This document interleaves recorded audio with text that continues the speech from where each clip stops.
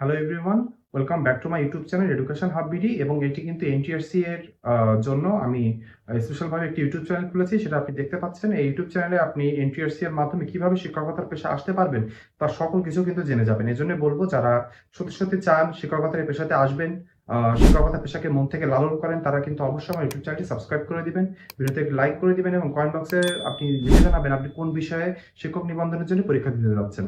এখন আপনাদেরকে জানিয়ে দিব, আপনারা সকলে অধীর করে বসে রয়েছেন যে 19তম নিবন্ধনের প্রক্রিয়া কখন থেকে চালু হবে। আপনারা জানেন যে 19তম নিবন্ধন প্রক্রিয়া প্রায় সকল কার্যক্রম শেষ হয়ে গিয়েছে।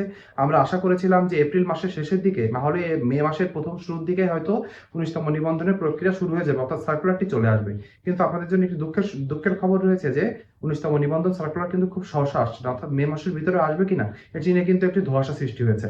মেন ভিডিওতে যাওয়ার আগে আপনাদেরকে আরেকটা বিষয় জানিয়ে দিব। আপনি এখানে একটা ফটোকার্ড দেখতে পাচ্ছেন, যেখানে বলা হয়েছে আমি একটি শর্ট কোর্স চালু করতে চলেছি। আমি আকাশ কুমার পাল, 18তম শিক্ষক নিবন্ধনে তথ্য যোগাযোগ প্রযুক্তিতে সুপারিশপ্রাপ্ত। এখানে আপনাদেরকে আমি কিভাবে অল্প পরিশ্রমে কিভাবে শিক্ষকতার পেশাতে আসতে পেরেছি তার শর্টকাট টিপস এন্ড ট্রিক্স থাকবে। প্রত্যেক সপ্তাহে আপনি একটি করে পরীক্ষা নিব এবং প্রত্যেক সপ্তাহে একটি করে ক্লাস থাকবে, যেখানে আপনার যে সকল ডাউট থাকবে আপনি কিভাবে প্রস্তুতি নেবেন তার সকল কিছু থাকবে আমার এই গাইডলাইনের ভিতরে। আর একটি থাকবে আবেদন সংক্রান্ত অনেক জটিলতা থাকে, অনেকের এমন সাবজেক্ট থাকে যে সে সাবজেক্টে তারা আবেদন করতে পারবেন কি পারবেন না সে বিষয়ে সন্দিহান থাকেন, সে সকল প্রশ্নের উত্তর আমার কাছ থেকে পাবেন।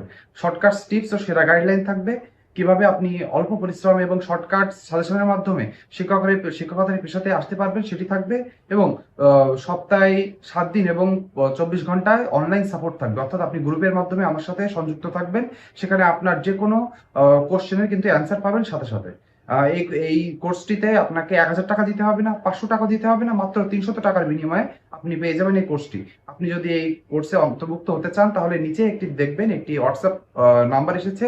এখানে আপনি মেসেজ করবেন, শুধু মেসেজ করবেন, ফোন দেওয়ার দরকার নেই, শুধু মেসেজ করবেন। মেসেজের মাধ্যমে আমার কাছ থেকে তথ্য জানতে চাইলে আমি আপনাকে জানিয়ে দিব, মাত্র 300 টাকার বিনিময়ে আপনি এই কোর্সে এনরোল করতে পারবেন। তাহলে চলুন আমরা দেরি করবো না, এবার জেনে নিই মেন ভিডিওতে। 19তম নিবন্ধন সার্কুলার কিন্তু খুব সহসা আসছে না, অর্থাৎ মে মাসের ভিতরে আসবে কিনা এটি নিয়ে কিন্তু একটি ধোঁয়াশা সৃষ্টি হয়েছে।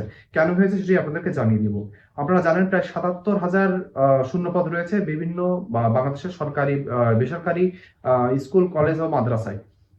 এই 77,000 শূন্য পদের বিপরীতে কিন্তু একটি নবম শিক্ষক নিয়োগ বিজ্ঞপ্তি আসতে চলেছে। সেখানে আসবে, সেখানে আপনারা জানেন অনেকগুলো সাবজেক্ট রয়েছে, প্রায় 116টি সাবজেক্ট রয়েছে, যার মাধ্যমে পরীক্ষার মাধ্যমে আপনি শিক্ষকতার পেশায় আসতে পারবেন। কিন্তু দুঃখের বিষয় হচ্ছে যে প্রত্যেকটা সাবজেক্টের জন্য কিন্তু নতুন করে সিলেবাস বানানো লাগবে, কারণ আপনারা জানেন এবার কিন্তু মানবন্টন চেঞ্জ হয়ে যাচ্ছে, এই জন্য সিলেবাসও চেঞ্জ হয়ে যাচ্ছে। সিলেবাসে একটি বড় রদবদল আসছে। এজন্য কিন্তু কার্যক্রমটি পিছিয়ে যাচ্ছে, নবম শিক্ষক নিয়োগের কার্যক্রমটি পিছিয়ে যাচ্ছে।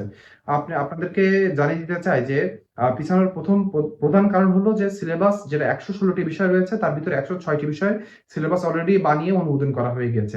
বাকি যে 10 বিষয়ের সিলেবাস রয়েছে সেটি নিয়ে এখনো কার্যক্রম চলছে। এই 116 বিষয়ের সিলেবাস প্রথমে এক জায়গায় করা লাগবে এবং এটি শেষ করা লাগবে কার্যক্রম। এটি শেষ করা কার্যক্রম হলেই কিন্তু আপনি নবম শিক্ষক নিয়োগের যে সার্কুলার রয়েছে সেটি পাবেন। আর একটি বিষয় হচ্ছে যে আমাদের যে চেয়ারম্যান ছিলেন এনটিআরসি এর, তিনি কিন্তু বদল হয়ে গিয়েছেন। মোহাম্মদ আমিনুল ইসলাম ছিলেন হচ্ছে চেয়ারম্যান, তিনি বদল হয়ে এখানে নতুন একজন স্যার এসেছেন। তার যোগদান হবে, তিনি পুরোদমে কার্যক্রমে অংশগ্রহণ করবেন এবং এনটিআরসি তে অফিস করবেন। তখন থেকেই কিন্তু নবম শিক্ষক নিয়োগের কার্যক্রম শুরু হবে।